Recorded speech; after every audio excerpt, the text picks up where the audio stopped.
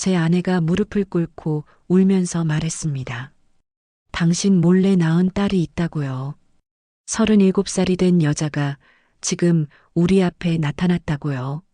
저는 그 순간 숨이 멎는 줄 알았습니다. 40년을 함께 산 여자였어요. 제 인생 전부였던 사람이었죠. 그런데 그 여자가 제 등 뒤에서 다른 남자의 아이를 낳았다는 겁니까? 아니, 잠깐만요. 이건 처음부터 차근차근 말씀드려야 할 것 같습니다. 저는 박만수라고 합니다. 올해 68이에요. 젊은 시절엔 시청에서 도시개발 공무원으로 일했습니다. 그럭저럭 성실하게 살았죠. 큰 욕심 없이요. 은퇴하고 나서는 아내 정화와 함께 조용한 시골 마을로 내려왔습니다. 작은 텃밭 가꾸고 가끔 옛 친구들 만나고 그렇게 평범하게 살고 있었어요.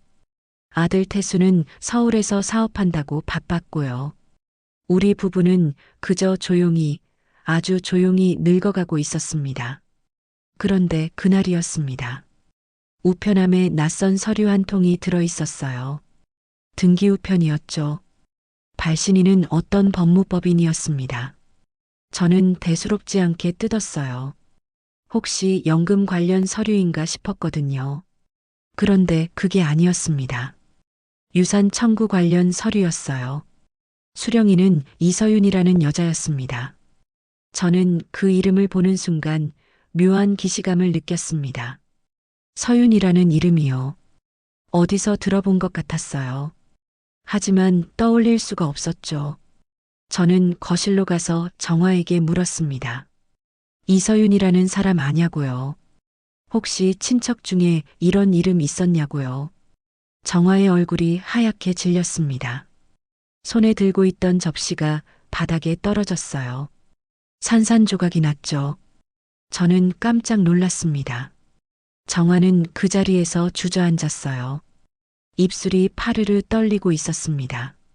저는 다급하게 물었습니다. 왜 그러냐고요? 어디 아프냐고요?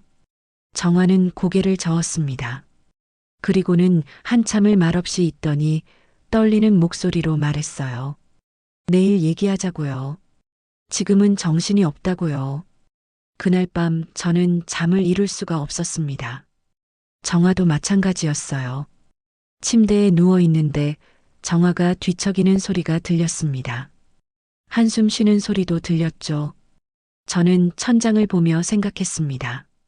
대체 이서윤이 누구길래 저렇게 놀라는 걸까요? 다음 날 아침이었습니다. 정화가 식탁 앞에 앉아 있었어요. 밤새 울었는지 눈이 퉁퉁 부어 있었습니다. 저는 커피를 내려서 정화 앞에 놓았습니다. 그리고 조용히 물었죠. 대체 무슨 일이냐고요. 정화는 한참을 입을 열지 못했습니다. 손을 부들부들 떨고 있었어요. 그러더니 갑자기 무릎을 꿇었습니다.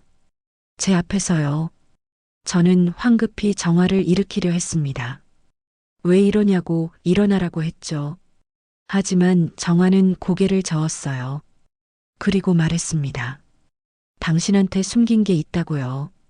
평생 숨기고 살았다고요. 하지만 이제는 말해야 할 것 같다고요. 저는 가슴이 철렁 내려앉았습니다. 무슨 말인지 대충 짐작이 갔거든요. 하지만 믿고 싶지 않았습니다. 설마 그럴 리가 없다고 생각했죠. 정화는 제가 아는 사람 중 가장 성실하고 정직한 여자였으니까요. 정화가 입을 열었습니다. 떨리는 목소리로요. 당신 몰래 낳은 딸이 있다고 했습니다. 37살이라고 했어요. 이름은 이서윤이라고 했죠. 저는 그 순간 귀가 멍했습니다. 정화의 목소리가 아득하게 들렸어요. 뭐라고 더 말하는 것 같았는데 전혀 들리지 않았습니다. 머릿속이 하얗게 변했죠. 딸이라고요. 제가 모르는 딸이 있다고요. 아니, 그게 말이 됩니까? 어떻게 그럴 수가 있습니까? 저는 자리에서 벌떡 일어났습니다. 정화를 내려다봤어요. 제 목소리가 떨렸습니다. 무슨 소리냐고, 지금 장난하는 거냐고 물었죠. 하지만 정화는 고개를 저었습니다. 그리고 울기 시작했어요. 정화가 말했습니다. 미안하다고요. 정말 미안하다고요. 하지만 어쩔 수 없었다고 했습니다. 그때는 정말 어쩔 수 없었다고 했어요. 저는 물었습니다. 그때가 언제냐고요. 대체 언제 그런 일이 있었냐고요. 정화는 대답했습니다. 37년 전이라고요. 우리가 결혼하기 직전이었다고 했습니다. 결혼 직전이라고요. 저는 그때를 떠올렸습니다. 37년 전이면 제가 31살 때였어요. 정화는 28이었죠. 우리는 연애한 지 3년 만에 결혼을 앞두고 있었습니다. 행복했던 시절이었어요. 그런데 그때 정화가 다른 남자의 아이를 가졌다는 겁니까? 저는 물었습니다. 누구냐고요? 아이 아버지가 누구냐고요? 정화는 고개를 들지 못했습니다. 한참을 울더니 겨우 입을 열었어요. 강진우라고 했습니다. 강진우라고요.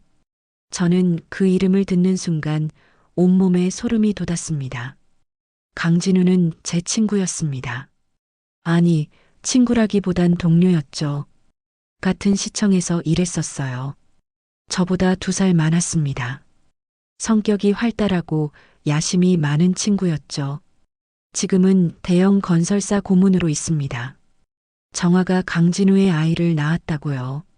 제 친구의 아이를요. 그것도 저와 결혼하기 직전에요.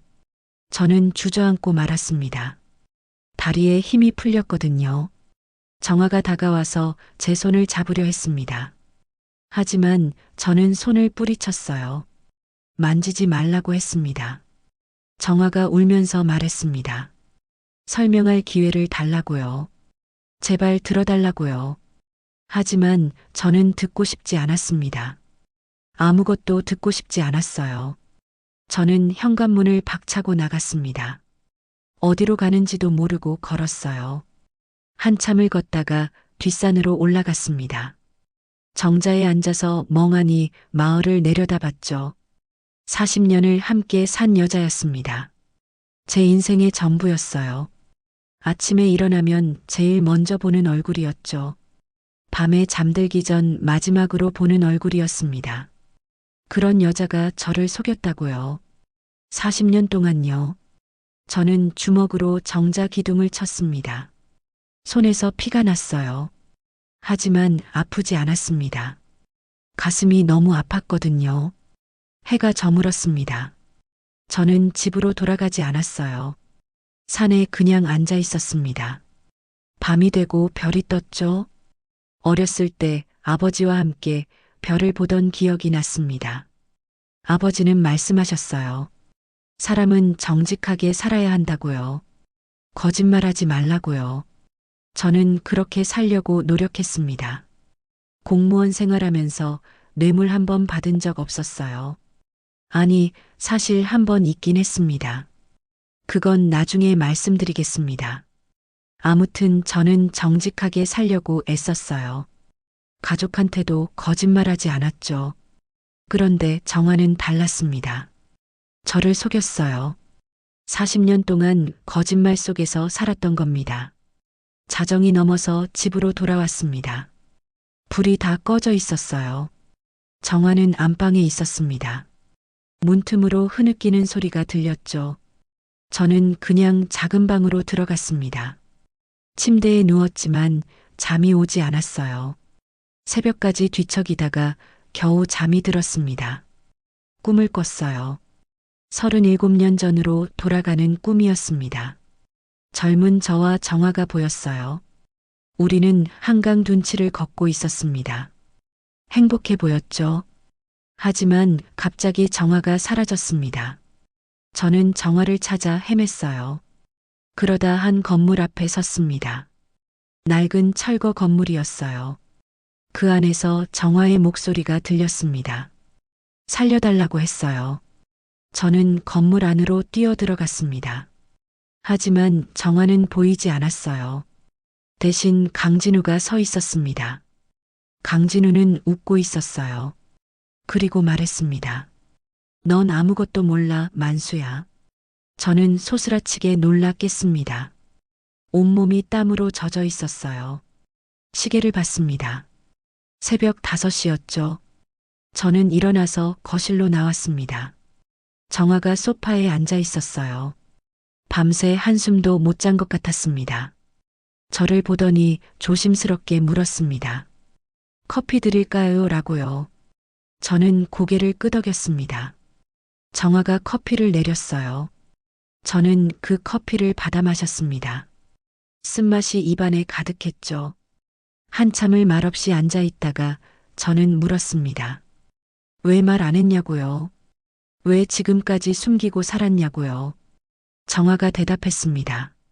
말할 수 없었다고요. 강진우가 막았다고 했습니다. 강진우가요? 저는 다시 물었습니다. 무슨 뜻이냐고요? 정화는 고개를 떨구고 말했습니다. 강진우가 협박했다고요. 만약 이 사실을 말하면 당신 인생을 망쳐놓겠다고 했답니다. 제 인생을 망쳐놓는다고요.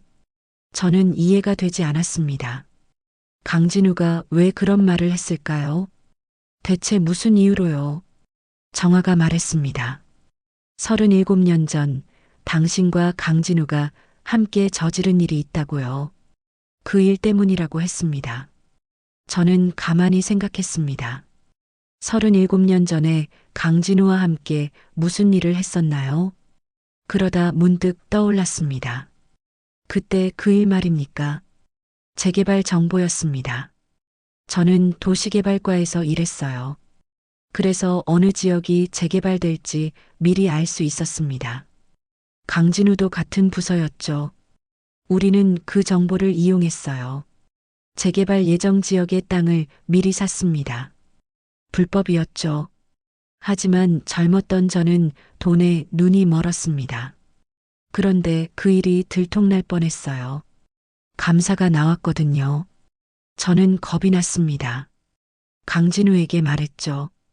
우리 이제 어떡하냐고요. 강진우가 말했습니다. 자기가 알아서 처리하겠다고요. 걱정하지 말라고 했습니다. 그리고 정말로 일이 조용히 넘어갔어요. 저는 강진우에게 고마워했습니다. 그 친구가 어떻게든 해결한 줄 알았거든요. 하지만 그게 아니었던 모양입니다. 정화가 말했습니다. 강진우가 당신 대신 희생했다고요. 자기 혼자 책임지겠다고 했답니다. 대신 조건이 있었대요. 무슨 조건이냐고 물었습니다. 정화는 눈물을 흘리며 대답했습니다. 저를 달라고 했답니다. 저를요? 저는 어이가 없었습니다. 정화를 달라니요. 그게 무슨 말입니까? 정화가 설명했습니다. 강진우가 자기를 좋아했다고요. 오래전부터요. 하지만 정화는 저를 사랑했습니다. 그래서 강진우를 거절했죠. 강진우는 그게 못내 아쉬웠나 봅니다. 그래서 기회를 노렸던 거예요. 제가 위기에 처했을 때요. 강진우는 정화에게 제안했습니다. 만수를 살려주고 싶으면 자기 말을 들으라고요. 정화는 어쩔 수 없었다고 했습니다. 저를 지키고 싶었다고요. 그래서 강진우의 요구를 받아들였답니다. 단 한 번이었다고 했어요. 정말 단 한 번이었다고 했습니다.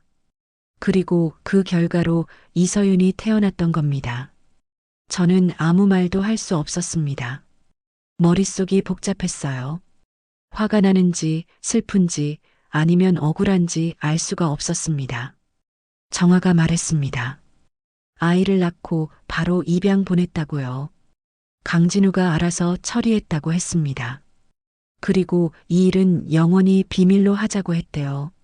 만약 말하면 당신을 가만두지 않겠다고 했답니다. 정화는 두려웠다고 했습니다. 그래서 평생 입 다물고 살았다고요. 아이한테도 미안했지만 어쩔 수 없었다고 했어요. 저는 물었습니다. 그럼 지금 왜 나타난 거냐고요? 이서윤이요. 정화는 모르겠다고 했습니다. 아마 뭔가 알아낸 것 같다고 했어요. 저는 그 서류를 다시 펼쳐봤습니다. 유산 청구 관련 서류요.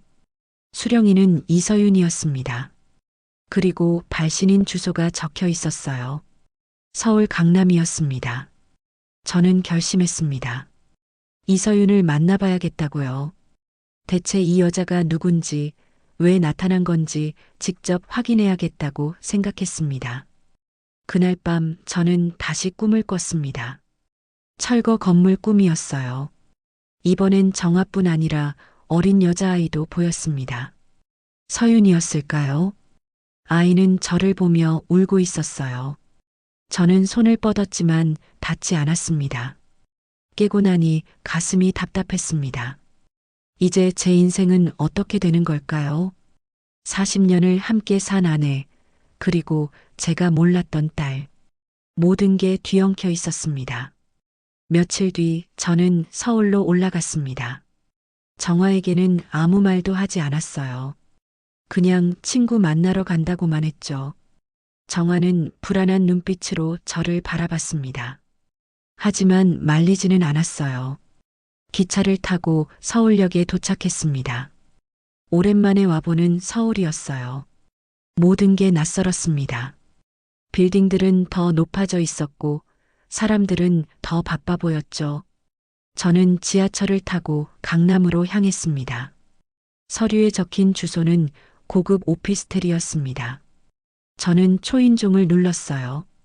잠시 후 여자 목소리가 들렸습니다. 누구세요? 라고요. 저는 대답했습니다. 박만수라고요. 이서윤 씨 계신가요? 라고 물었죠. 문이 열렸습니다. 37살쯤 되어 보이는 여자가 서 있었어요. 키가 크고 말랐습니다. 얼굴은 정화를 닮았더군요. 눈매가 특히 그랬습니다. 이서윤은 저를 보더니 빙그레 웃었습니다. 오실 줄 알았어요. 라고 말했죠. 들어오세요. 라고 했습니다. 저는 조심스럽게 안으로 들어갔습니다. 깔끔하게 정돈된 거실이었어요. 이서윤은 소파를 가리키며 앉으라고 했습니다. 커피 드릴까요? 라고 물었죠. 저는 고개를 저었습니다. 그리고 단도직입적으로 물었어요. 왜 그 서류를 보냈냐고요? 대체 뭘 원하는 거냐고요? 이서윤은 제 맞은편에 앉았습니다. 다리를 꼬고요. 그리고 천천히 말했습니다. 제가 누군지 아시죠? 라고요. 저는 대답했습니다. 안다고요. 당신이 정화의 딸이라는 거요. 이서윤은 고개를 끄덕였습니다. 그뿐만이 아니에요. 라고 말했죠. 저는 당신 딸이기도 해요. 제 딸이라고요. 저는 고개를 저었습니다. 아니라고요. 생물학적으론 그럴지 몰라도 저는 당신 아버지가 아니라고 했습니다. 이서윤이 웃었습니다. 차가운 웃음이었어요. 그래요. 라고 말했습니다. 당신은 제 아버지가 아니죠. 하지만 법적으로는 달라요. 어머니가 당신과 결혼했을 때 저는 뱃속에 있었거든요. 저는 할 말을 잃었습니다. 이서윤의 말이 맞았어요. 법적으로 보면 저는 이서윤의 아버지가 되는 겁니다. 이서윤이 말을 이었습니다. 저는 입양됐어요. 라고요. 태어나자마자요. 양부모님은 좋은 분들이었어요. 저를 잘 키워주셨죠. 하지만 저는 항상 궁금했습니다. 내 진짜 부모는 누굴까? 왜 나를 버렸을까? 라고요. 이서윤은 창밖을 바라봤습니다. 그러다 다시 저를 봤어요.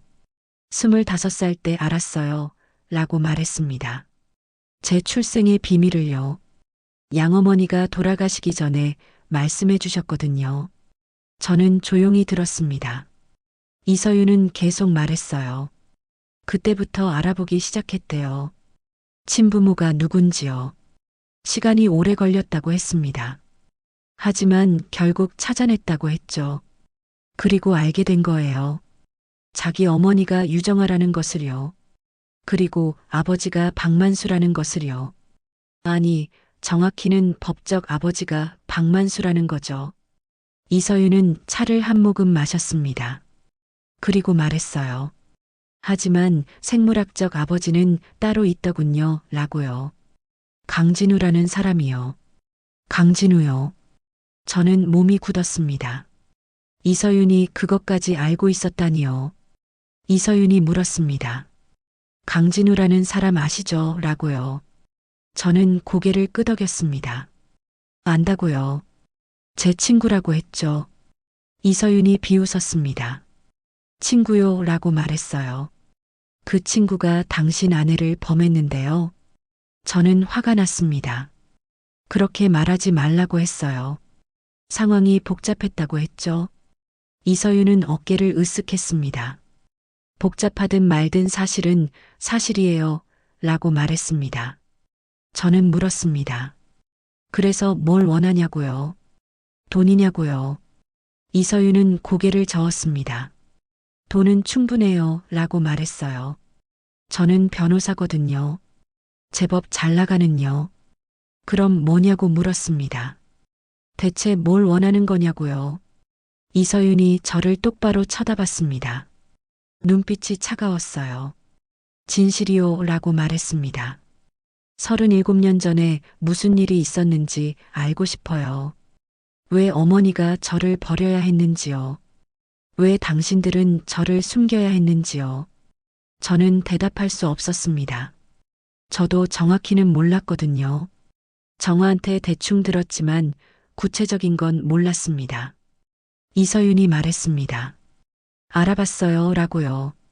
37년 전 당신과 강진우가 불법 땅 투기를 했다는 거요. 그리고 그 일이 들통날 뻔했다는 거요. 저는 놀랐습니다. 이서윤이 그것까지 알고 있다니요. 어떻게 알았냐고 물었습니다. 이서윤은 웃었습니다. 저는 변호사예요 라고 말했죠. 공공기록 뒤지는 건 식은 죽 먹기예요. 그리고 말했습니다. 하지만 이상한 게 있더군요 라고요. 뭐가 이상하냐고 물었습니다. 이서윤은 서류 한 뭉치를 꺼냈어요. 그리고 제 앞에 펼쳐놓았습니다. 이게 뭐냐고 물었습니다. 이서윤이 설명했습니다. 당시 감사 기록이래요. 그런데 감사가 갑자기 중단됐다고 했습니다. 이유도 없이요. 저는 서류를 들여다봤습니다. 정말 그랬어요. 감사가 시작됐다가 일주일 만에 종료됐더군요. 결과는 이상 없음이었습니다. 이서윤이 말했습니다. 누군가 손을 썼다는 거예요 라고요. 그것도 아주 높은 곳에서요. 그게 누굴까요? 저는 모른다고 했습니다. 정말 몰랐어요. 강진우가 처리했다고만 들었지 어떻게 처리했는지는 몰랐거든요. 이서윤이 다른 서류를 꺼냈습니다. 그리고 말했어요. 그때 한 가지 사건이 더 있었어요 라고요. 무슨 사건이냐고 물었습니다. 이서윤은 신문 스크랩을 보여줬습니다. 37년 전 기사였어요. 무허가 철거 지역에서 익사 사건 발생이라는 제목이었습니다. 저는 그 기사를 읽었어요. 한 남자가 철거 예정 건물 지하 저수조에서 익사체로 발견됐다고 했습니다. 신원은 김태호, 당시 32살이었대요. 저는 그 이름을 몰랐습니다. 김태호요. 누구죠? 라고 물었어요. 이서윤이 대답했습니다. 당시 시청 감사팀 직원이래요. 라고요. 그러니까 당신들을 조사하던 사람이에요. 저는 숨이 막혔습니다. 감사팀 직원이 익사했다고요. 그것도 철거 예정 건물에서요. 이서윤이 말했습니다. 우연이라고 생각하세요? 라고 물었어요. 당신들을 조사하던 사람이 갑자기 죽고 감사가 중단됐어요. 이게 우연일까요? 저는 아무 말도 할 수 없었습니다. 머릿속이 하얗게 변했어요. 설마요. 설마 그런 일이 있었단 말입니까? 이서윤이 물었습니다. 정말 몰랐어요 라고요. 당신은 정말 아무것도 몰랐냐고요. 저는 대답했습니다. 몰랐다고요. 정말 몰랐다고 했습니다. 강진우가 알아서 처리한다고 해서 믿었을 뿐이라고요. 이서윤은 저를 한참 쳐다봤습니다. 그러더니 한숨을 쉬었어요. 그렇군요 라고 말했습니다. 당신은 정말 몰랐던 거네요. 저는 물었습니다. 대체 뭘 몰랐다는 거냐고요? 강진우가 뭘 했다는 거냐고요? 이서윤이 말했습니다. 아직 확실하진 않아요 라고요. 하지만 증거를 모으고 있어요. 그리고 곧 밝혀낼 거예요. 37년 전 그날 밤 철거 건물에서 무슨 일이 있었는지요. 저는 가슴이 두근거렸습니다. 무서웠어요. 진실이 밝혀지는 게 두려웠습니다. 이서윤이 일어났습니다. 그리고 말했어요. 돌아가 보세요 라고요. 그리고 어머니한테 전해주세요. 제가 곧 찾아갈 거라고요. 저는 물었습니다. 뭐하러요 라고요. 이서윤은 대답했습니다. 가족 상봉이죠 라고요. 그리고 덧붙였습니다. 그리고 나서 모든 걸 세상에 알릴 거예요. 당신들이 저지른 일을요. 저는 애원했습니다. 제발 그러지 말라고요. 정화는 피해자라고 했습니다. 강진우가 협박해서 어쩔 수 없었다고요. 이서윤은 고개를 저었습니다.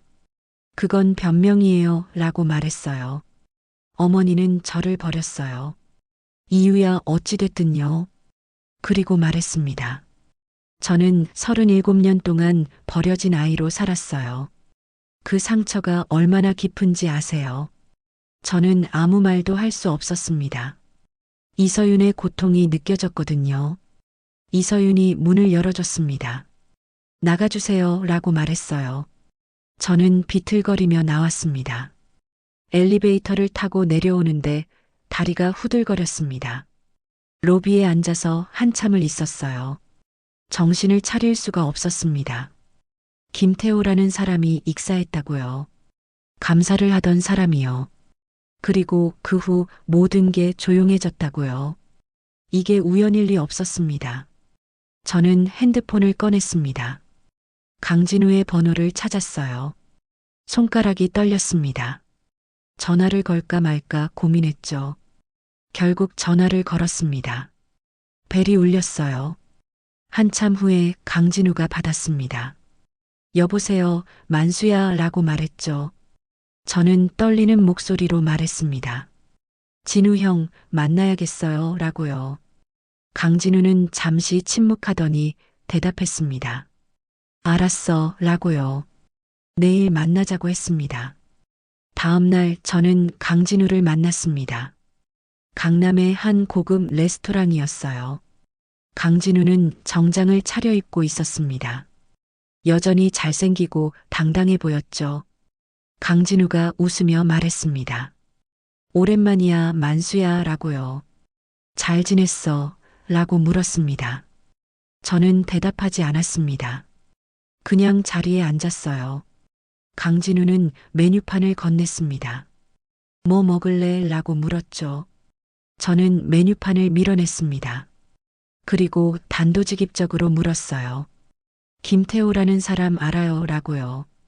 강진우의 얼굴이 굳었습니다. 누구라고 물었어요. 하지만 목소리가 떨리고 있었습니다. 저는 말했습니다.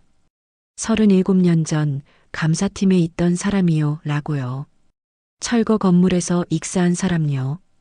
강진우는 잠시 아무 말도 하지 않았습니다. 그러더니 한숨을 쉬었어요. 그리고 말했습니다. 그 얘기를 어디서 들었어 라고요. 저는 대답했습니다. 이서윤한테요 라고요. 정화의 딸이요.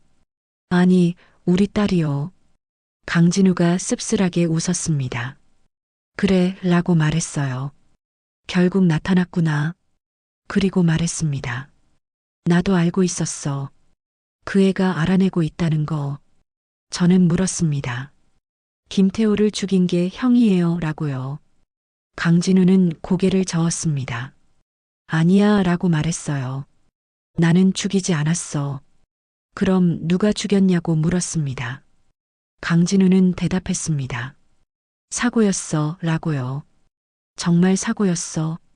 저는 믿을 수 없었습니다. 사고라고요. 어떻게 그게 사고일 수 있어요? 강진우가 설명했습니다.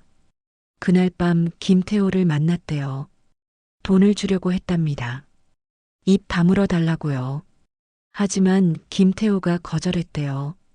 오히려 신고하겠다고 했답니다. 그래서 다투게 됐고요. 밀고 당기다가 김태호가 계단에서 굴러 떨어졌대요. 그리고 지하 저수조에 빠졌다고 했습니다. 강진우는 말했습니다. 나는 구하려고 했어, 라고요. 정말이야. 하지만 김태호는 이미 의식을 잃은 상태였어요. 물속에 가라앉았죠. 저는 물었습니다. 그래서 그냥 뒀어요, 라고요. 신고도 안 하고요. 강진우가 고개를 숙였습니다. 미안해, 라고 말했어요. 나는 겁이 났어. 살인자가 될까 봐요. 그래서 도망쳤습니다. 저는 화가 났습니다. 그게 말이 돼요, 라고 소리쳤죠. 사람이 죽었는데 그냥 뒀다고요. 주변 사람들이 저를 쳐다봤습니다. 저는 목소리를 낮췄어요. 강진우는 조용히 말했습니다. 그리고 나서 모든 걸 처리했어, 라고요. 감사를 중단시켰죠. 돈을 써서요. 많은 돈을요. 그리고 정화를 협박했냐고 물었습니다. 강진우는 고개를 끄덕였습니다. 그래, 라고 말했어요. 정화한테 말했어요. 이 사실을 알리면 너희 인생은 끝이라고요. 저는 주먹을 쥐었습니다. 어떻게 그럴 수 있어요? 라고 물었죠. 우리가 친구였잖아요. 강진우가 웃었습니다. 친구라고 말했어요. 친구라면 내가 정화를 사랑한다는 걸 알았어야지. 하지만 너는 정화를 데려갔어. 그래서 복수한 거야. 저는 어이가 없었습니다. 그게 복수예요? 라고 물었어요. 사람 죽이고 협박하고 그게 복수라고요. 강진우는 대답하지 않았습니다. 그냥 와인을 마셨어요. 저는 자리에서 일어났습니다. 더 이상 듣고 싶지 않았거든요.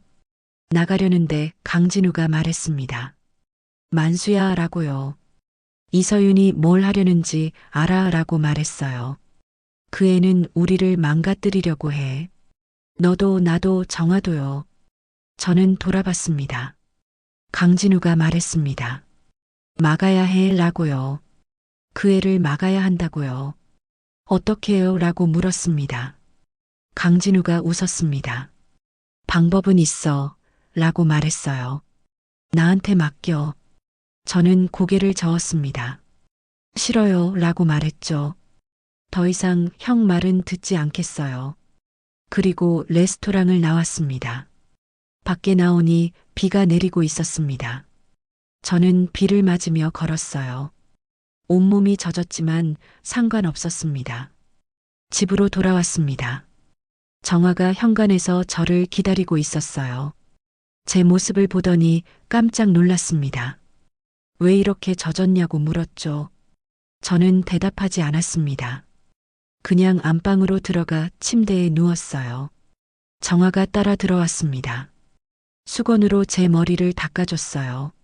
저는 정화의 손을 잡았습니다. 그리고 물었어요. 당신은 알고 있었어요, 라고요. 김태호라는 사람이 죽었다는 거요. 정화의 손이 멈췄습니다. 잠시 침묵하더니 대답했습니다. 알았어요, 라고요. 강진우가 말해줬어요. 그래서 평생 침묵한 거냐고 물었습니다. 정화는 고개를 끄덕였습니다. 무서웠어요, 라고 말했어요. 당신이 연루될까 봐요. 저는 한숨을 쉬었습니다. 이제 어떻게 해야 할까요? 이서윤이 모든 걸 밝히려고 해요. 우리는 어떻게 되는 거죠? 정화가 말했습니다. 받아들여야죠, 라고요. 우리가 저지른 잘못이에요. 이제 대가를 치를 때가 온 거예요. 저는 천장을 바라봤습니다. 37년 전의 일이 지금 우리를 덮치고 있었습니다. 과거는 결코 사라지지 않았던 거예요. 그저 묻혀 있었을 뿐이었죠. 일주일 후 이서윤이 우리 집에 찾아왔습니다. 저는 거실 소파에 앉아 있었어요. 정화는 주방에서 차를 준비하고 있었죠. 초인종이 울렸을 때 정화의 손이 떨렸습니다. 찻잔이 쟁반 위에서 덜그럭 소리를 냈어요. 저는 일어나서 문을 열었습니다. 이서윤이 서 있었어요. 검은색 정장을 입고 있었습니다. 차가운 표정이었죠. 들어오세요 라고 말했습니다. 이서윤은 아무 말 없이 안으로 들어왔습니다. 거실을 둘러보더니 소파에 앉았어요. 정화가 차를 들고 나왔습니다. 이서윤과 눈이 마주쳤죠. 정화의 얼굴이 일그러졌습니다. 눈물이 고였어요. 서윤아 라고 불렀습니다. 이서윤은 고개를 돌렸어요. 그 이름으로 부르지 마세요 라고 말했습니다. 정화가 주저앉았습니다. 저는 황급히 정화를 부축했어요. 괜찮아요 라고 말했지만 정화는 흐느끼기 시작했습니다. 이서윤은 차가운 눈으로 그 모습을 지켜봤습니다. 그리고 서류 가방에서 뭔가를 꺼냈어요. 두꺼운 파일이었습니다. 테이블 위에 탁 놓았죠. 이게 뭐냐고 물었습니다. 이서윤이 대답했습니다. 증거예요 라고요. 37년 전 그날 밤의 진실이요. 저는 파일을 열었습니다. 사진들이 들어 있었어요. 오래된 흑백 사진들이었죠. 철거 건물의 사진이었습니다. 그리고 경찰 보고서 사본도 있었어요. 이서윤이 설명했습니다. 김태호 씨의 사망 사건이요 라고 말했어요. 당시엔 단순 익사사고로 처리됐죠. 하지만 제가 다시 조사했어요. 무슨 조사냐고 물었습니다. 이서윤은 다른 서류를 꺼냈어요. 부검 기록이었습니다. 김태호 씨는 익사하기 전에 머리를 심하게 다쳤어요. 라고 말했습니다. 두개골에 금이 갔죠. 단순히 계단에서 구른 정도가 아니에요. 저는 숨이 막혔습니다. 그럼 누가 때렸다는 거냐고 물었죠. 이서윤은 저를 똑바로 쳐다봤습니다. 강진우요 라고 말했어요. 저는 고개를 저었습니다. 강진우 형은 사고였다고 했어요. 라고 말했죠. 이서윤이 비웃었습니다. 사고라고요 라고 말했어요. 살인을 사고라고 포장한 거죠. 정화가 입을 열었습니다. 증거가 있어요 라고 물었어요. 이서윤은 고개를 끄덕였습니다. 목격자가 있어요 라고 말했죠. 목격자요. 저는 놀랐습니다. 누구냐고 물었어요. 이서윤이 대답했습니다. 당시 그 건물 근처에 살던 노숙자예요 라고요. 양철수라는 분이죠. 이서윤은 녹음 파일을 재생했습니다. 늙은 남자의 목소리가 흘러나왔어요. 그날 밤 봤어요 라고 말했습니다. 두 남자가 싸우는 걸요. 한 남자가 쇠파이프로 다른 남자를 때렸어요. 그리고 물에 밀어 넣었죠. 저는 온몸이 얼어붙었습니다. 강진우가 거짓말을 한 거였어요. 사고가 아니었던 겁니다. 살인이었죠. 이서윤이 말했습니다. 양철수 씨는 무서워서 신고하지 못했대요 라고요.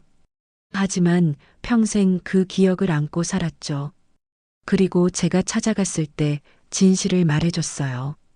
정화가 물었습니다. 그래서 어쩔 건데요 라고요. 이서윤은 대답했습니다. 경찰에 신고할 거예요 라고요. 그리고 언론에도 제보할 겁니다. 저는 애원했습니다. 제발 그러지 말아요 라고 말했죠. 우리는 몰랐어요. 정말 몰랐다고요. 이서윤이 소리쳤습니다. 몰랐다고요 라고 말했어요. 당신은 그 더러운 돈으로 살았잖아요. 재개발로 번 돈으로요. 그게 누군가의 죽음 위에 세워진 거예요. 저는 할 말이 없었습니다. 이서윤의 말이 맞았어요. 저는 그 돈으로 집을 샀습니다. 아들을 대학에 보냈죠. 편안한 노후를 보내고 있었습니다. 이서윤이 일어났습니다. 그리고 말했어요. 일주일 드릴게요 라고요. 일주일 안에 스스로 자수하세요. 안 그러면 제가 직접 신고할 겁니다. 잠깐만요 라고 말했습니다. 저는 직접 죽이지 않았어요. 강진우가 한 일이에요. 이서윤이 돌아봤습니다. 그래요 라고 말했어요. 하지만 당신은 공범이에요. 알면서도 침묵했으니까요. 법적으로도 책임이 있어요. 이서윤은 문을 향해 걸어갔습니다. 정화가 뒤따라갔어요. 서윤아 라고 불렀습니다. 이서윤은 멈춰 섰어요. 정화가 말했습니다. 미안해요 라고요. 정말 미안해요. 엄마가 잘못했어요. 너를 버린 게 평생 후회해요. 이서윤은 고개를 돌리지 않았습니다. 그냥 문을 열고 나갔어요. 정화는 그 자리에 주저앉아 울었습니다. 저는 정화를 부축해서 안방으로 데려갔습니다. 침대에 눕혔어요. 정화는 계속 울었습니다. 제 잘못이에요 라고 말했죠. 다 제 잘못이에요. 저는 정화의 손을 잡았습니다. 당신 잘못이 아니에요 라고 말했습니다. 우리 모두의 잘못이에요. 그날 밤 아들 태수에게 전화했습니다. 한참 만에 받더군요. 바쁜 목소리였어요. 왜요, 아버지? 라고 물었습니다. 저는 말했습니다. 태수야, 아버지가 말이야 라고 시작했죠. 하지만 말을 이을 수가 없었습니다. 목이 메었거든요. 태수가 물었습니다. 무슨 일이에요? 라고요. 어디 아프세요? 라고 물었죠. 저는 대답했습니다. 아니야 라고요. 그냥 목소리 듣고 싶었어. 태수는 잠시 침묵하더니 말했습니다. 바빠서요 라고요. 나중에 다시 전화할게요. 전화가 끊겼습니다. 저는 핸드폰을 내려놨어요. 아들에게도 말할 수 없었습니다. 뭐라고 말해야 할까요? 아버지가 살인 사건에 연루됐다고요. 다음 날 강진우에게 전화했습니다. 만나자고 했어요. 강진우는 어디서 만날까? 라고 물었습니다. 저는 대답했습니다. 그 철거 건물 터에서요. 라고 말했죠. 강진우는 한참 침묵했습니다. 그러더니 알았어. 라고 말했어요. 오후에 그곳으로 갔습니다. 37년 전 철거 건물이 있던 자리였어요. 지금은 고층 아파트가 들어서 있었습니다. 반짝이는 유리 외벽이 햇빛을 반사했죠. 강진우가 와 있었습니다. 담배를 피우고 있었어요. 저를 보더니 손을 들어 인사했습니다. 저는 다가가서 물었습니다. 왜 거짓말했어요? 라고요. 사고가 아니었잖아요. 강진우가 담배를 끄면서 말했습니다. 누가 그러던데? 라고 물었어요. 저는 대답했습니다. 이서윤이요 라고요. 목격자를 찾아냈어요. 강진우의 얼굴이 굳었습니다. 그 노숙자 말이냐고 물었어요. 저는 고개를 끄덕였습니다. 강진우가 한숨을 쉬었습니다. 그래 라고 말했어요. 사고가 아니었어. 내가 죽였어. 왜요? 라고 물었습니다. 왜 그랬어요? 강진우가 대답했습니다. 선택의 여지가 없었어. 라고요. 김태호가 신고하려고 했어요. 우리 둘 다 감옥에 갈 뻔했죠. 그래서 막은 거예요. 사람을 죽여서요. 라고 물었습니다. 강진우는 고개를 돌렸습니다. 그리고 말했어요. 후회해 라고요. 매일 밤 꿈에 나와. 김태호가요. 저는 물었습니다. 그럼 이제 어떡할 건데요? 라고요. 이서윤이 경찰에 신고할 거예요. 강진우가 웃었습니다. 그럴 거야 라고 말했어요. 나도 알아. 그래서 준비했어. 무슨 준비요? 라고 물었습니다. 강진우는 주머니에서 뭔가를 꺼냈어요. 봉투였습니다. 저한테 건넸죠. 이게 뭐냐고 물었습니다. 강진우가 대답했습니다. 비행기 표야 라고요. 동남아로 가. 거기서 숨어 살아. 저는 고개를 저었습니다. 안 돼요 라고 말했죠. 도망칠 수 없어요. 강진우가 물었습니다. 그럼 어쩔 건데 라고요. 감옥에 갈 거야. 저는 대답했습니다. 그래야죠 라고요. 우리가 저지른 일이에요. 대가를 치러야죠. 강진우가 소리쳤습니다. 정신 차려 라고 말했어요. 우리 나이가 몇인데 감옥에서 늙어 죽을 거야. 그래도 상관없어요. 라고 말했습니다. 저는 더 이상 거짓말 속에서 살고 싶지 않아요. 강진우는 저를 한참 쳐다봤습니다. 그러더니 비웃었어요. 너는 항상 그랬어. 라고 말했습니다. 착한 척 하면서 비겁했지. 더러운 일은 내가 다 했잖아. 저는 인정했습니다. 맞아요. 라고 말했죠. 저는 비겁했어요. 형한테 다 떠넘겼죠. 그래서 이제라도 책임지려는 거예요. 강진우가 한숨을 쉬었습니다. 그리고 말했어요. 알았어. 라고요. 내 맘대로 해. 하지만 나는 다르게 할 거야. 어떻게 해요? 라고 물었습니다. 강진우는 대답하지 않았습니다. 그냥 돌아서서 걸어갔어요. 저는 그 자리에 서서 아파트를 올려다봤습니다. 이 땅 밑에 김태호가 죽었습니다. 그 위에 우리는 새 건물을 세웠죠. 과거를 묻어버렸어요. 하지만 묻힌 건 썩습니다. 언젠가는 냄새가 나죠. 우리의 과거도 그랬어요. 37년이 지나 악취가 올라온 겁니다. 집으로 돌아왔습니다. 정아가 부엌에서 저녁을 준비하고 있었어요. 제 얼굴을 보더니 물었습니다. 강진우 만났어요. 라고요. 저는 고개를 끄덕였습니다. 정아가 다가와서 제 손을 잡았어요. 어떻게 하기로 했어요? 라고 물었습니다. 저는 대답했습니다. 자수할 거예요. 라고요. 정아는 놀라지 않았습니다. 그냥 고개를 끄덕였어요. 알았어요. 라고 말했습니다. 저도 함께 갈게요. 아니에요. 라고 말했습니다. 당신은 피해자예요. 강진우가 협박했잖아요. 정아는 고개를 저었습니다. 아니에요. 라고 말했어요. 저도 공범이에요. 알면서 침묵했으니까요. 우리는 마지막 저녁을 함께 먹었습니다. 정아가 제가 좋아하는 된장찌개를 끓였어요. 맛있게 먹었습니다. 아니, 맛있는 척 했죠. 사실 목으로 넘어가지 않았습니다.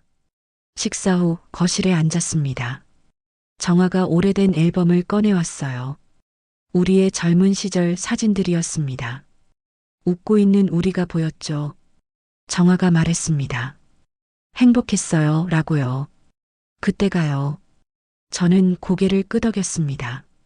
저도 행복했어요. 라고 말했죠. 정아가 물었습니다. 후회해요. 라고요. 저와 결혼한 거요. 저는 고개를 저었습니다. 아니요. 라고 대답했어요. 한 번도 후회한 적 없어요. 정아가 울었습니다. 저도 울었어요. 우리는 서로 껴안고 한참을 울었습니다. 그날 밤 누군가 문을 두드렸습니다. 현관으로 나가봤더니 양미숙이 서 있었어요. 제 첫사랑이었던 여자였습니다. 지금은 요양병원에서 간호사장으로 일하고 있죠. 미숙이가 물었습니다. 들었어요. 라고요. 무슨 일인지요. 저는 한숨을 쉬었습니다. 소문이 벌써 났나 봐요. 라고 말했죠.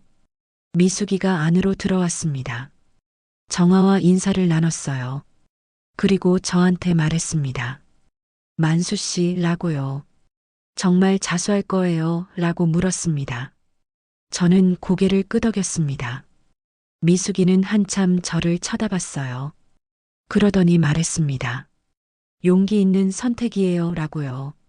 하지만 가족은 어떡하려고요? 태수 말이냐고 물었습니다. 미숙이는 고개를 끄덕였습니다. 그리고 말했어요. 태수 씨도 알아야 하지 않을까요? 라고요. 저는 망설였습니다. 태수에게 뭐라고 말해야 할까요? 하지만 미숙이 말이 맞았습니다. 아들은 알 권리가 있었죠. 다음 날 태수에게 전화했습니다. 서울로 올라오라고 했어요. 중요한 얘기가 있다고 말했죠. 태수는 바쁘다고 했습니다.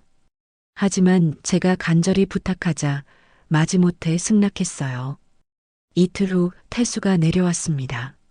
정장을 입고 있었어요. 바쁜 티를 냈죠. 뭔데요? 라고 물었습니다. 저는 모든 걸 말했습니다. 37년 전의 일을요. 김태호의 죽음을요. 그리고 이서윤의 존재를요. 태수의 얼굴이 점점 굳어갔습니다. 다 듣고 나서 소리쳤어요. 말도 안 돼요 라고 말했습니다. 아버지가 살인사건에 연루됐다고요. 그리고 저한테 이복 누나가 있다고요. 저는 고개를 숙였습니다. 미안하다 라고 말했죠.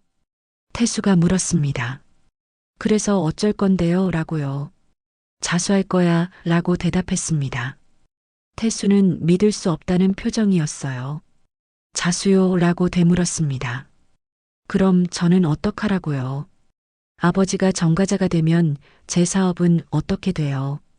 저는 할 말이 없었습니다. 태수는 계속 소리쳤어요. 이기적이에요 라고 말했습니다. 자기 양심만 챙기고 가족은 생각 안 하시는 거예요. 정화가 끼어들었습니다. 태수야 라고 불렀어요. 아버지 욕하지 마. 우리가 잘못한 거야. 태수가 정화를 쳐다봤습니다. 그리고 비웃었어요. 어머니도 똑같네요 라고 말했습니다.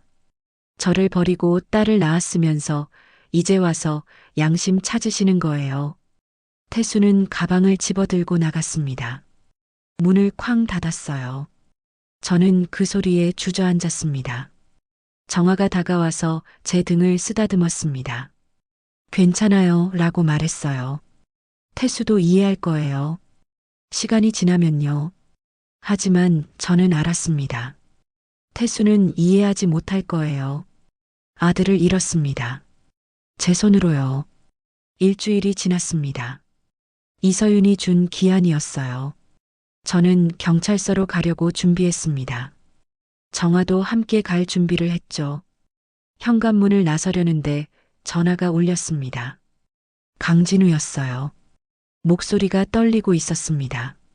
만수야 라고 불렀어요. 미안해. 무슨 소리냐고 물었습니다. 강진우가 대답했습니다. 나는 비겁하게 끝낼 거야 라고요. 너처럼 용감하지 못해서 미안해. 전화가 끊겼습니다. 저는 불길한 예감이 들었어요. 강진우한테 다시 전화했지만 받지 않았습니다. 다음 날 뉴스를 봤습니다. 강진우가 자택에서 숨진 채 발견됐다고 했어요. 유서가 있었답니다. 모든 걸 자백하는 내용이었죠. 저는 멍하니 TV를 바라봤습니다. 강진우가 죽었다고요. 혼자서 모든 걸 짊어지고 간 겁니다.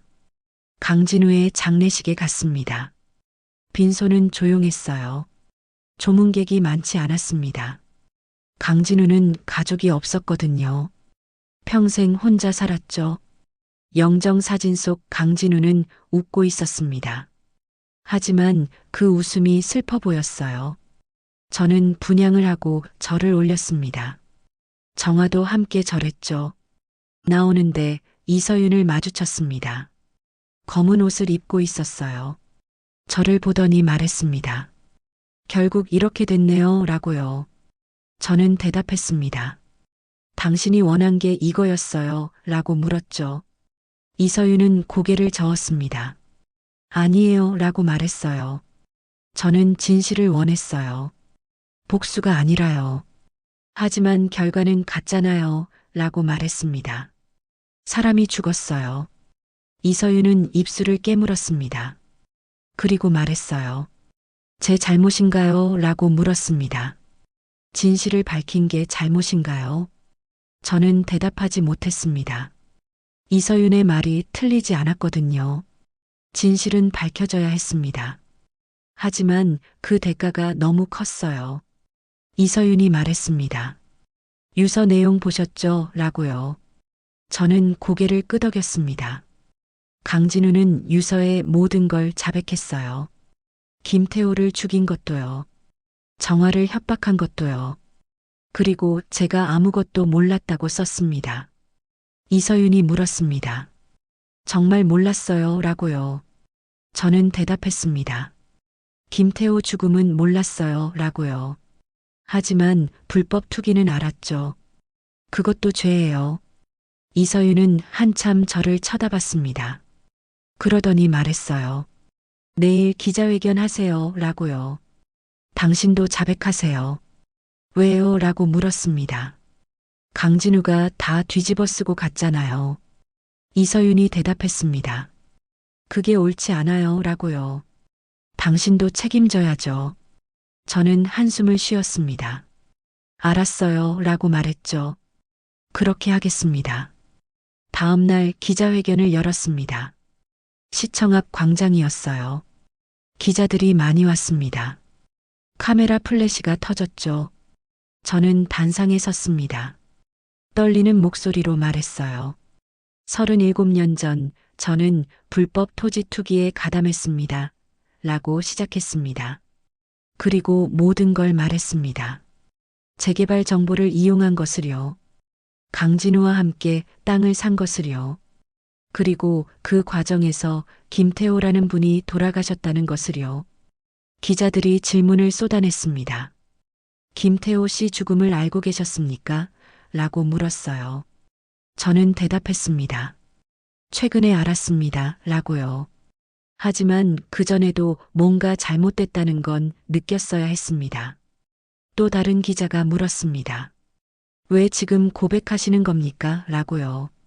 저는 대답했습니다. 더 이상 거짓 속에서 살 수 없어서입니다. 라고요. 회견이 끝나고 경찰서로 갔습니다. 정화도 함께였어요.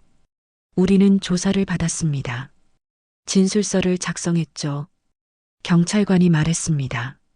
강진우 씨 유서 때문에 박만수 씨는 직접적인 혐의는 없습니다. 라고요. 하지만 부정부패와 증거인멸 방조 혐의는 있습니다. 얼마나 구속되냐고 물었습니다. 경찰관은 대답했습니다. 정확히는 모르겠습니다. 라고요. 재판에서 결정될 겁니다. 그날 밤 구치소에 수감됐습니다. 좁은 방이었어요. 차가운 바닥에 누워 천장을 봤습니다. 이제 제 인생은 어떻게 될까요? 다음 날 면회 신청이 들어왔습니다. 양미숙이었어요. 미숙이는 유리창 너머로 저를 보며 말했습니다. 힘내세요. 라고요. 저는 쓴웃음을 지었습니다. 어떻게 힘을 내요? 라고 말했죠. 제 인생은 끝났어요. 미숙이가 고개를 저었습니다. 아니에요. 라고 말했어요. 이제 시작이에요. 진짜 인생이요. 무슨 뜻이냐고 물었습니다. 미숙이는 대답했습니다. 거짓 없이 사는 거요. 라고요. 그게 진짜 삶이에요. 저는 미숙이의 말을 곱씹었습니다. 거짓 없이 산다고요. 과연 그게 가능할까요? 일주일 후 뉴스를 봤습니다. 제 이야기가 크게 보도됐어요. 노년의 속죄, 과거는 묻혀있지 않다는 제목이었습니다. 기사는 제 이야기를 다뤘습니다. 젊은 시절의 잘못을요. 그리고 늦었지만 용기 내어 고백한 것을요. 댓글이 많았어요. 어떤 사람들은 칭찬했습니다. 용기 있는 행동이라고요. 하지만 어떤 사람들은 비난했습니다. 너무 늦었다고요. 진작 고백했어야 했다고요. 저는 두 의견 모두 맞다고 생각했습니다. 용기를 냈지만 너무 늦었어요. 37년이나 지났으니까요. 재판이 시작됐습니다. 법정에 섰어요. 검사가 제 죄를 나열했습니다. 직권남용, 부정부패, 증거인멸 방조요. 변호사는 선처를 호소했습니다. 고령이고 자수했다고요. 반성하고 있다고 말했죠. 판사가 물었습니다. 마지막으로 할 말 있습니까? 라고요. 저는 일어섰습니다. 그리고 말했어요. 죄송합니다. 라고 시작했습니다. 김태호 씨 유족분들께 정말 죄송합니다. 제가 비겁해서 이렇게 됐습니다. 그리고 제 가족에게도 미안합니다. 특히 이서윤에게요. 법정 뒤쪽에 이서윤이 앉아 있었습니다. 저를 보고 있었어요. 표정을 읽을 수 없었죠. 판사가 말했습니다. 피고인 박만수에게 징역 3년을 선고한다. 라고요. 집행유예 5년이었습니다. 저는 안도했습니다. 실형은 면한 거예요. 하지만 동시에 씁쓸했습니다. 이게 맞는 걸까요? 제가 받아야 할 벌이 이게 전부일까요? 법정을 나왔습니다. 기자들이 몰려들었어요. 카메라가 저를 향했죠. 저는 고개를 숙이고 걸었습니다. 밖에 나오니 정화가 기다리고 있었습니다. 저를 보더니 울었어요. 저도 울었습니다. 우리는 서로 껴안았죠. 이서윤이 다가왔습니다. 저희를 보고 있었어요. 정화가 먼저 말했습니다. 서윤아 라고 불렀죠. 이서윤은 대답하지 않았습니다. 그냥 저희를 쳐다봤어요. 한참 후에 입을 열었습니다. 어머니 라고 불렀습니다. 정화가 놀랐어요. 이서윤이 계속 말했습니다. 전 아직 용서할 준비가 안 됐어요 라고요. 하지만 이해하려고 노력할게요. 정화가 울면서 고개를 끄덕였습니다. 고마워 라고 말했어요. 정말 고마워. 이서윤이 저를 봤습니다. 그리고 말했어요. 당신도요 라고요. 증오했어요. 오랫동안요. 하지만 이제는 그냥 지쳤어요. 저는 고개를 숙였습니다. 미안해요 라고 말했죠. 이서윤은 대답했습니다. 알아요 라고요. 그리고 돌아서서 걸어갔습니다. 정화가 물었습니다. 다시 올까요 라고요. 저는 대답했습니다. 모르겠어요 라고요. 하지만 기다려야죠. 집으로 돌아왔습니다. 조용한 시골집이었어요. 모든 게 그대로였습니다. 하지만 뭔가 달라진 것 같았어요. 정화가 저녁을 차렸습니다. 우리는 식탁에 마주 앉았어요. 밥을 먹는데 태수에게서 문자가 왔습니다. 아버지, 뉴스 봤어요. 라는 내용이었습니다. 그리고 당분간 연락 안 할게요. 라고 썼더군요. 시간이 필요해요. 라고 했습니다. 저는 핸드폰을 내려놨습니다. 정화가 물었습니다. 태수예요. 라고요. 저는 고개를 끄덕였습니다. 정화가 말했습니다. 돌아올 거예요. 라고요. 우리 아들이잖아요. 저는 대답했습니다. 그랬으면 좋겠어요. 라고요.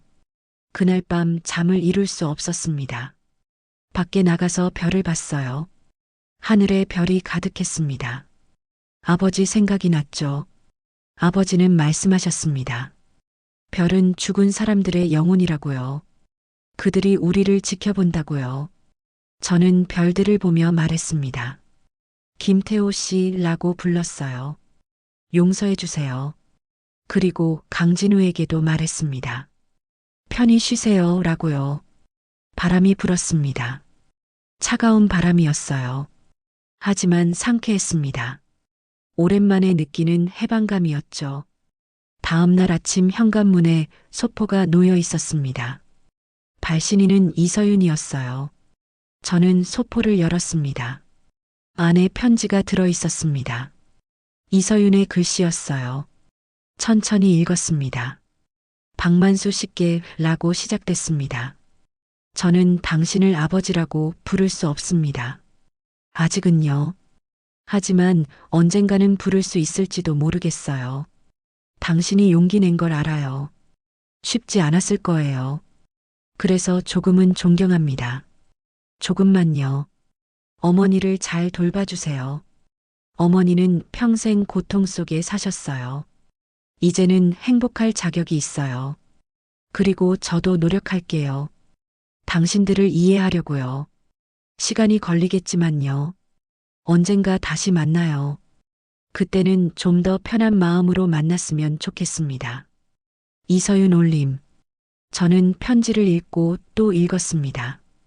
눈물이 났어요. 정화를 불렀습니다. 정화가 나왔죠. 편지를 보여줬습니다. 정화도 읽었어요. 그리고 울었습니다. 우리는 서로 껴안고 한참을 울었어요. 희망이 보였습니다. 작은 희망이었지만 분명히 있었어요. 이서윤이 언젠가 돌아올 거라는 희망이요. 며칠 후 정화가 쓰러졌습니다. 갑자기였어요.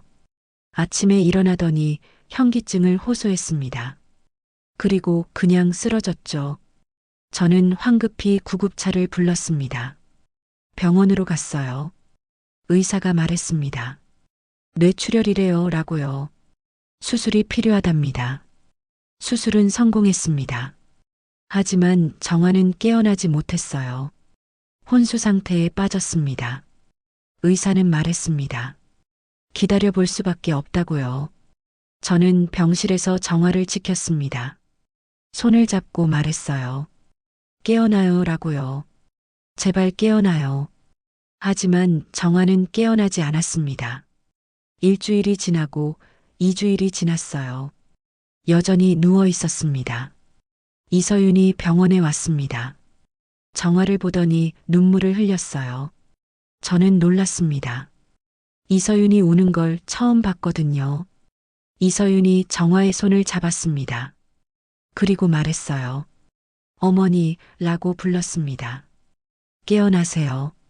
아직 할 말이 많아요. 저는 조용히 병실을 나왔습니다. 둘만의 시간을 주고 싶었어요. 복도에 서서 기도했습니다. 정화가 깨어나기려. 1시간 후 이서윤이 나왔습니다. 눈이 빨갛게 부어 있었어요. 저를 보더니 말했습니다. 어머니가 깨어나면 라고 시작했어요. 같이 살래요. 세 사람이요. 저는 놀랐습니다. 정말이냐고 물었죠. 이서윤은 고개를 끄덕였습니다. 네 라고 대답했어요. 가족이 되고 싶어요. 늦었지만요. 저는 이서윤을 껴안았습니다. 처음으로요. 이서윤은 굳어 있다가 천천히 제 등을 두드렸습니다. 고맙다 라고 말했습니다. 정말 고맙다고요. 이서윤은 대답했습니다. 저도요 라고요. 그리고 말했어요. 어머니 깨우는 게 먼저예요. 저는 고개를 끄덕였습니다. 그래요 라고 말했죠. 꼭 깨울 거예요. 밤낮으로 정화를 간호했습니다. 이서윤도 자주 왔어요. 우리는 함께 정화 곁을 지켰습니다. 한 달이 지났습니다. 크리스마스가 다가왔어요. 병실에 작은 트리를 놓았습니다. 정화가 좋아하던 거였거든요. 크리스마스 이브였습니다. 저는 정화의 손을 잡고 말했어요. 여보라고 불렀습니다. 오늘이 크리스마스예요. 깨어나요. 그때였습니다. 정화의 손가락이 움직였어요. 저는 놀라서 간호사를 불렀습니다. 의사가 달려왔죠. 정화의 눈이 떠졌습니다. 천천히요. 저를 보더니 미소 지었어요. 당신라고 말했습니다. 저는 울었습니다. 깨어났어요 라고 말했죠. 드디어 깨어났어요. 정화가 물었습니다. 서윤이는 라고요. 저는 대답했습니다. 금방 와요 라고 말했습니다. 이서윤에게 전화했습니다. 이서윤은 달려왔어요. 병실로 들어와서 정화를 봤습니다. 정화가 손을 뻗었습니다. 이서윤이 손을 잡았어요. 두 사람은 울었습니다. 저도 울었죠. 메리 크리스마스 라고 말했습니다. 우리 가족에게요. 몇 개월이 흘렀습니다. 정화는 천천히 회복했어요. 걷는 게 힘들었지만 재활 치료를 열심히 받았습니다. 저는 매일 병원에 가서 정화를 도왔죠. 이서윤도 자주 왔어요. 주말마다 내려와서 정화와 시간을 보냈습니다. 정화가 퇴원하던 날이었습니다. 봄이 오고 있었어요. 병원 정원에 개나리가 피었습니다. 정화는 휠체어에 앉아 꽃을 바라봤어요. 예쁘다 라고 말했습니다. 집으로 돌아왔습니다. 이서윤이 미리 와서 집을 정리해뒀더군요. 깨끗했어요. 거실에는 꽃다발도 놓여 있었습니다. 이서윤이 말했습니다. 환영해요 라고요. 어머니. 정화가 울었습니다. 고맙다 라고 말했죠. 정말 고맙다고요. 저녁을 함께 먹었습니다. 이서윤이 요리를 해왔어요. 맛있었습니다. 우리는 식탁에 둘러앉아 이야기를 나눴어요. 일상적인 이야기들이었습니다. 날씨, 음식, 텃밭 얘기요. 평범한 가족 같았습니다. 늦게 찾은 평범함이었죠. 하지만 소중했어요. 그 어느 때보다 소중했습니다. 이서윤이 일주일에 한 번씩 내려왔습니다. 주말마다요. 정아와 산책도 하고 같이 장도 봤어요. 저는 그 모습을 지켜봤습니다. 행복했어요. 어느 날 이서윤이 물었습니다. 제 어릴 적 얘기 들려줄 수 있어요? 라고요. 정아에게요. 정아는 고개를 끄덕였습니다. 정아가 말했습니다. 너를 낳던 날이 기억나 라고 시작했어요. 비가 왔어. 여름 장마였지. 병원 가는 길이 막혀서 택시 안에서 진통이 왔어. 이서윤은 조용히 들었습니다. 정아는 계속 말했어요. 너는 울음소리가 컸어 라고요. 건강한 아기였지. 예뻤어. 정말 예뻤어. 그런데 품에 안아보지도 못하고 보내야 했어. 라고 말하며 울었습니다. 평생 후회했어. 매일 밤 꿈에 나왔어. 이서윤도 울었습니다. 두 사람은 껴안았어요. 저는 밖으로 나갔습니다. 마당에 서서 하늘을 봤죠. 별이 떠 있었습니다. 여름이 왔습니다. 텃밭에서 토마토가 열렸어요. 정아가 물을 주며 말했습니다. 서윤이 좋아할까? 라고요. 저는 대답했습니다. 좋아할 거예요. 라고요. 그 주말 이서윤이 왔습니다. 토마토를 봤어요. 빨갛게 익어 있었죠. 이서윤이 하나 따서 먹었습니다. 달다 라고 말했어요. 맛있어요. 정아가 웃었습니다. 가져가 라고 말했죠. 많이 따가. 이서윤은 바구니 가득 토마토를 땄습니다. 서울 가서 먹을게요 라고 말했어요. 저녁을 먹고 나서 셋이 거실에 앉았습니다. TV를 켰어요. 뉴스가 나왔습니다. 제 사건이 다시 언급됐더군요. 1년이 지난 현재라는 제목이었습니다. 기자가 말했습니다. 박만수 씨는 현재 집행유예 중이며 조용히 생활하고 있습니다. 라고요. 그리고 말했어요. 이 사건은 우리 사회에 많은 것을 시사했습니다. 라고요. 정아가 채널을 돌렸습니다. 저는 괜찮다고 말했죠. 하지만 정아는 고개를 저었어요. 더 이상 과거에 얽매이지 말아요. 라고 말했습니다. 이서윤이 말했습니다. 어머니 말이 맞아요. 라고요. 이제는 앞을 봐야죠. 저는 고개를 끄덕였습니다. 그래요. 라고 대답했어요. 가을이 왔습니다. 단풍이 들었어요. 정아의 건강이 많이 좋아졌습니다. 이제는 지팡이만 짚고 걸을 수 있었어요. 우리는 뒷산을 산책했습니다. 산 중턱에 정자가 있었습니다. 그곳에 앉아서 마을을 내려다봤어요. 평화로웠습니다. 정아가 말했습니다. 여기서 살길 잘했어요. 라고요. 저도 그렇게 생각했습니다. 만약 도시에 있었다면 이렇게 평화롭지 못했을 거예요. 여기는 조용했습니다. 천천히 흐르는 시간이 있었죠. 이서윤에게서 전화가 왔습니다. 다음 주에 못 갈 것 같아요. 라고 말했어요. 중요한 재판이 있대요. 저는 괜찮다고 했습니다. 일 먼저 하라고요. 하지만 그 다음 주에도 오지 못했습니다. 또 그 다음 주도요. 한 달이 지났습니다. 정아는 슬퍼했어요. 서윤이가 바쁜가 봐. 라고 말했죠. 저는 이서윤에게 전화했습니다. 어떻게 지내냐고 물었어요. 이서윤은 대답했습니다. 바빠요. 라고요. 그리고 말했어요. 사실은 아직 정리가 안 됐어요. 라고 했습니다. 무슨 정리냐고 물었습니다. 이서윤이 대답했습니다. 마음이요. 라고요. 어머니를 용서했어요. 하지만 가끔은 여전히 화가 나요. 버려진 기억이 떠올라서요. 저는 이해한다고 말했습니다. 천천히 해도 된다고요. 이서윤은 고맙다고 했어요. 곧 갈게요. 라고 약속했습니다. 한 달 후 이서윤이 왔습니다. 남자를 데려왔어요. 소개해요 라고 말했습니다. 제 약혼자예요. 정아와 저는 놀랐습니다. 약혼자라고요. 이서윤이 웃었어요. 네 라고 말했습니다. 결혼하기로 했어요. 남자가 인사했습니다. 최준혁이라고 합니다. 라고 말했어요. 잘 부탁드립니다. 저는 악수했습니다. 잘 부탁한다. 라고 말했죠. 저녁을 함께 먹었습니다. 준혁은 좋은 사람 같았어요. 이서윤을 다정하게 대했습니다. 정아도 마음에 들어하는 것 같았어요. 식사 후 이서윤이 물었습니다. 결혼식에 오실 거죠? 라고요. 정아와 저는 망설였습니다. 가도 되냐고 물었어요. 이서윤이 고개를 끄덕였습니다. 당연하죠. 라고 말했어요. 가족이잖아요. 정아가 울었습니다. 저도 울컥했어요. 겨울이 다시 왔습니다.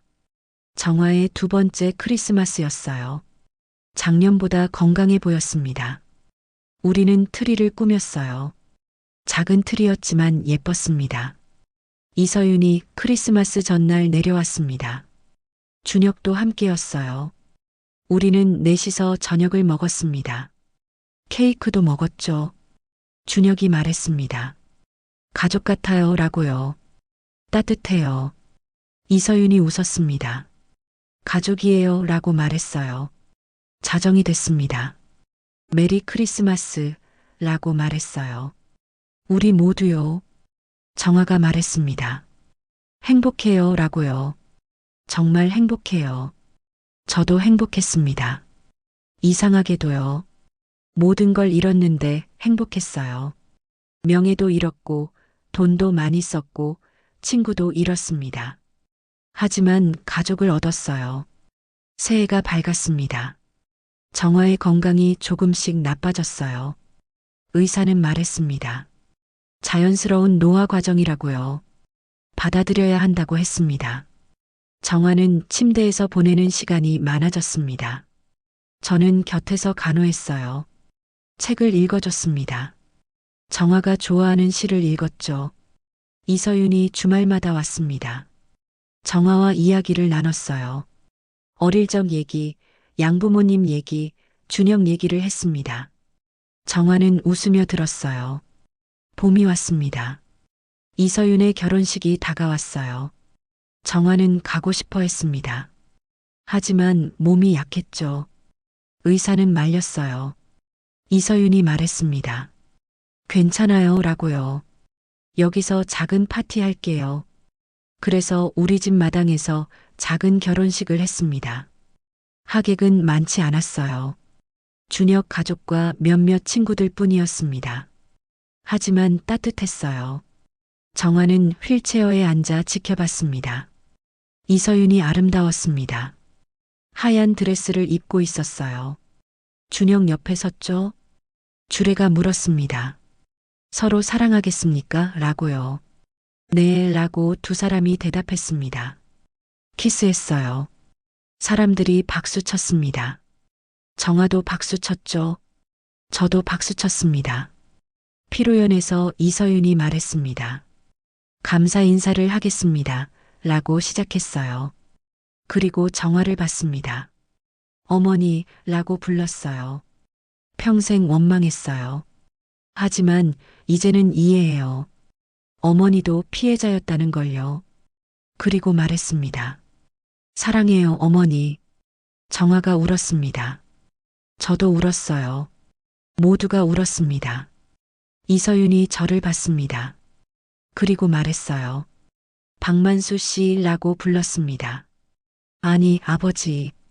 처음으로 그렇게 불렀어요. 저는 놀랐습니다. 이서윤이 계속 말했습니다. 늦었지만 이제는 아버지라고 부를게요 라고요. 그게 맞는 것 같아요. 저는 일어나서 이서윤을 껴안았습니다. 고맙다 라고 말했어요. 정말 고맙다고요. 여름이 지나고 가을이 왔습니다. 정화의 상태가 더 나빠졌어요. 이제는 거의 누워 지냈습니다. 의사는 말했습니다. 올해 못 가실 것 같다고요. 이서윤에게 연락했습니다. 빨리 와야 할 것 같다고요. 이서윤은 당장 내려왔습니다. 정화 곁을 지켰어요. 정화가 눈을 떴습니다. 이서윤을 봤어요. 웃었습니다. 왔구나 라고 말했죠. 이서윤이 손을 잡았습니다. 네, 어머니라고 대답했어요. 정화가 말했습니다. 행복했어 라고요. 마지막 2년이요. 정말 행복했어. 이서윤이 울었습니다. 정화가 저를 봤습니다. 당신라고 불렀어요. 고마워요. 저는 정화의 손을 잡았습니다. 저야말로 고맙다고 말했죠. 정화가 눈을 감았습니다. 천천히요. 숨소리가 약해졌습니다. 그리고 멈췄어요. 정화가 갔습니다. 조용하고 평화롭게요. 저는 정화의 손을 놓지 않았습니다. 한참을 그렇게 있었어요. 장례식은 조용했습니다. 마을 사람들이 왔어요. 양미숙도 왔습니다. 정화를 추억했죠. 태수도 왔습니다. 오랜만이었어요. 저를 보더니 고개를 숙였습니다. 죄송해요, 아버지, 라고 말했어요. 저는 태수를 껴안았습니다. 괜찮다, 라고 말했죠. 오히려 내가 미안하다고요. 태수가 울었습니다. 저도 울었어요. 이서윤이 다가왔습니다. 태수를 봤어요. 오빠라고 불렀습니다.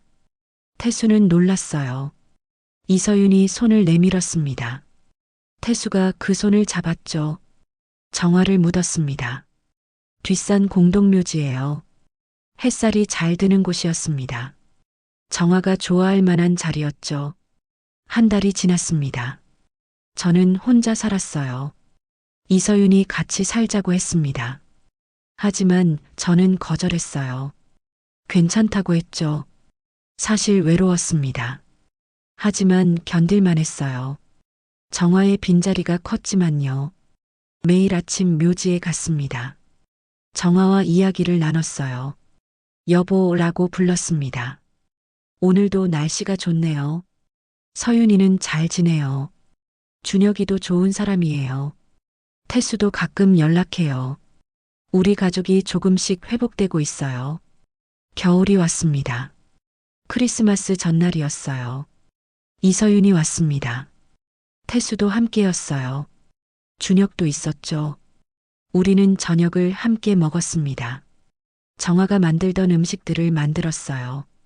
이서윤이 레시피를 배워뒀더군요. 식사 후 거실에 앉았습니다. 트리에 불이 켜져 있었어요. 따뜻했습니다. 양미숙이 찾아왔습니다. 크리스마스 인사하러 왔다고요.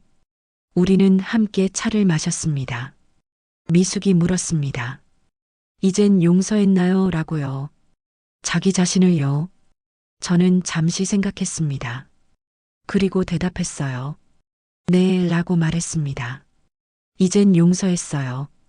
완전히는 아니지만요. 조금씩 용서하고 있어요.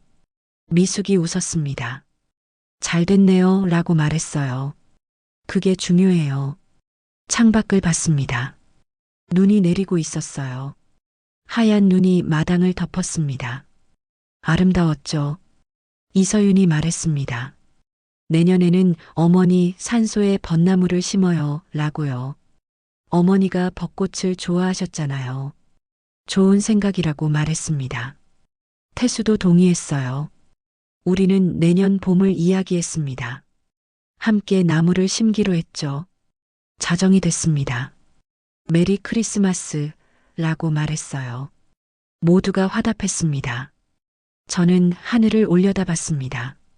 별이 빛나고 있었어요. 정화도 보고 있을까요? 저희를 지켜보고 있을까요? 그랬으면 좋겠습니다. 다음 날 아침 묘지에 갔습니다. 정화 앞에 섰어요. 그리고 말했습니다. 여보라고 불렀어요. 메리 크리스마스. 우리 잘 지내고 있어요. 서윤이도, 태수도, 저도요. 당신 덕분이에요. 바람이 불었습니다. 따뜻한 바람이었어요. 겨울인데도요. 정화가 대답하는 것 같았습니다. 집으로 돌아왔습니다. 이서윤과 태수가 아침을 준비하고 있었어요. 같이 먹어요, 아버지, 라고 불렀습니다. 식탁에 앉았습니다. 햇살이 창문으로 들어왔어요. 따뜻했습니다. 우리는 밥을 먹으며 이야기를 나눴어요. 일상적인 이야기들이었습니다. 평범한 대화였죠. 하지만 소중했어요. 이 평범함이 얼마나 소중한지 이제는 알았습니다. 식사 후 이서윤이 물었습니다. 후회하세요? 라고요. 살아온 인생을요. 저는 잠시 생각했습니다. 그리고 대답했어요. 후회하는 것들도 있어요. 라고 말했습니다. 김태호 씨한테 미안해요. 정화한테도 미안하고요. 하지만 완전히 후회하지는 않아요. 그 모든 게 저를 여기로 데려왔으니까요. 당신들에게로요. 이서윤이 웃었습니다. 좋은 대답이에요. 라고 말했어요. 태수가 말했습니다. 저도 미안해요. 아버지, 라고요. 이기적이었어요. 이제는 이해해요. 괜찮다고 말했습니다. 우리 모두 배우고 있는 거야, 라고 했죠. 오후에 산책을 나갔습니다. 셋이서요. 뒷산을 올랐어요. 정자에 앉아 마을을 내려다봤습니다. 햇살이 따뜻했습니다.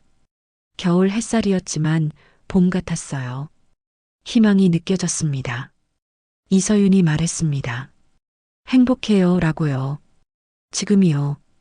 태수도 고개를 끄덕였습니다. 저도요, 라고 말했어요. 저도 행복했습니다. 진심으로요. 모든 고통을 겪고 나서 찾은 행복이었습니다. 그래서 더 소중했어요. 누군가의 진심은 늦게 도착합니다. 37년이 걸리기도 하죠. 하지만 도착하면 빛을 냅니다. 겨울 햇살처럼요. 저는 그 햇살 아래 앉아 있었습니다. 아이들과 함께요. 과거의 죄를 씻을 수는 없습니다. 하지만 현재를 살 수는 있어요. 최선을 다해서요. 그게 제가 배운 거예요. 인생이라는 긴 여행에서요. 햇살이 따뜻했습니다. 저는 눈을 감고 그 따뜻함을 느꼈어요. 그리고 생각했습니다. 이제 괜찮아, 라고요. 이제는 정말 괜찮아. 여러분, 긴 이야기 들어주셔서 감사합니다.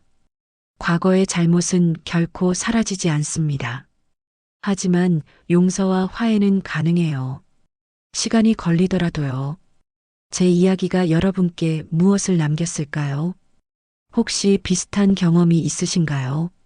아니면 이 이야기에 대한 생각이 있으신가요? 댓글로 의견을 나눠주세요. 여러분의 이야기도 듣고 싶습니다. 감사합니다.